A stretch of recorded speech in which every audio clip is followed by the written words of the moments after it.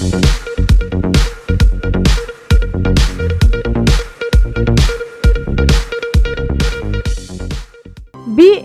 বাড়িতে বসে enumeration form বিলি করছে তৃণমূলের বিএলএ।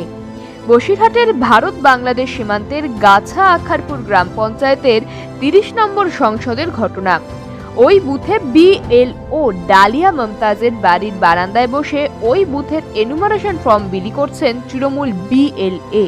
আর সেই ফর্ম নিতে গ্রামের ভোটাররা বিএলওর বাড়িতে এসে বসে আছেন। ক্যামেরা সামনাসামনি হতেই তৃণমূল বিএলএ পুরোটাই অস্বীকার করেন। এক প্রকার পালিয়ে চলে যান তৃণমূল বিএলএ। আপনি বাড়ির মধ্যে ফর্ম দিচ্ছিলেন, সেটাই তো বলবেন তো? ফর্ম দেয়নি একটাও, কারণ ওই হাতে রয়েছে, ওই তো মানুষের হাতে রয়েছে, মানুষের হাতে মোদের কাছে জিজ্ঞাসা করেন। তা আপনি কি দিচ্ছিলেন না? না, আমি দেওয়ার কেউ, আমি তো ফর্ম দেওয়ার কেউ না। কি করছিলেন তাহলে? আমি ফর্মগুলো শর্টিং করছি। বাড়িতে বসে এগুলো করা যায়? এই যে বাড়িতে লোকে ডেকে নিয়ে দিচ্ছেন, এগুলো করতে পারেন? কার বাড়ি ডেকে নিয়ে? আমি তো বিএলও না, আমারে বলছেন কেন? বিএলও না তাহলে আপনি ফর্ম হাত দিচ্ছেন কেন? তারপর ওই বুথের জনপ্রতিনিধি এসে পুরো বিষয়টি ধামা চাপা দেওয়ার চেষ্টা করেন। ফর্ম নিতে আসা এক ভোটার বলেছেন, আমাকে আসতে বলেছে এই বাড়িতে ফর্ম নেওয়ার জন্য, তাই এসেছি।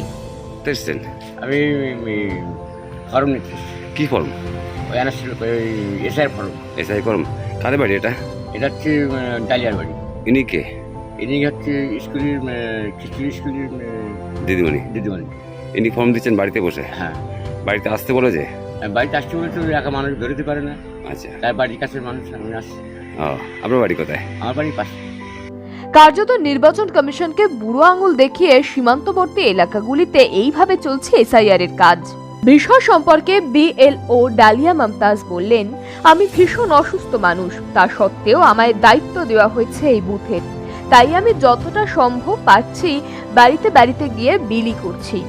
না, বাড়ি বসে না, আমাদের একটু হচ্ছে প্রথম দিন আমরা শর্টিং করতে, আমাদের প্রথম দিন একদিন দুদিন আমাদের যাচ্ছে, প্রচুর সময় লাগছে। অতগুলো ফর্ম, আমার 943 ভোটার, এগুলো শর্টিং করতে আমার প্রচুর সময় লাগছে।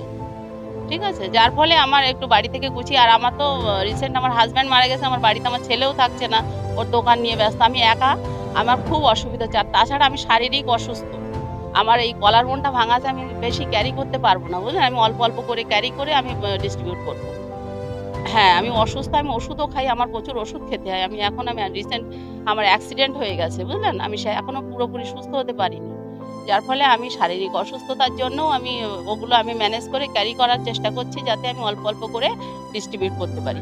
না, মহিলা বলে অসুবিধা তো হচ্ছেই, সেটা আমি মহিলা, তবু আমি কিন্তু অনেকগুলো কাজের সঙ্গে জড়িত। আমি লেবার ডিপার্টমেন্টের কাজ করি, আমি বিএলও প্লাস আমি আইসিডিএস কর্মী। আমার অসুবিধা খুব একটা হতো না, যেহেতু আমি একটু শারীরিক অসুস্থ হয়ে গেছি আমার এই অ্যাক্সিডেন্টের পর থেকে, সেই ক্ষেত্রে আমার একটু প্রবলেম হচ্ছে, সেই জন্য আমি শর্টিং করে অল্প করে ক্যারি করে যাতে আমি বাড়িতে ডিস্ট্রিবিউট করতে পারি সেই চেষ্টা করছি। এখন প্রশ্ন, এভাবে নির্বাচনী কাজ চললে স্বচ্ছ ভোটার তালিকা তৈরি করতে পারবে কি নির্বাচন কমিশন? এখনো যদি নির্বাচন কমিশন কড়া ব্যবস্থা না নেয়, তাহলে পরিস্থিতি ভয়ানক দিকে যেতে পারে বলে মনে করছে সাধারণ মানুষ। ব্যুরো রিপোর্ট, সময়ের বার্তা ডিজিটাল।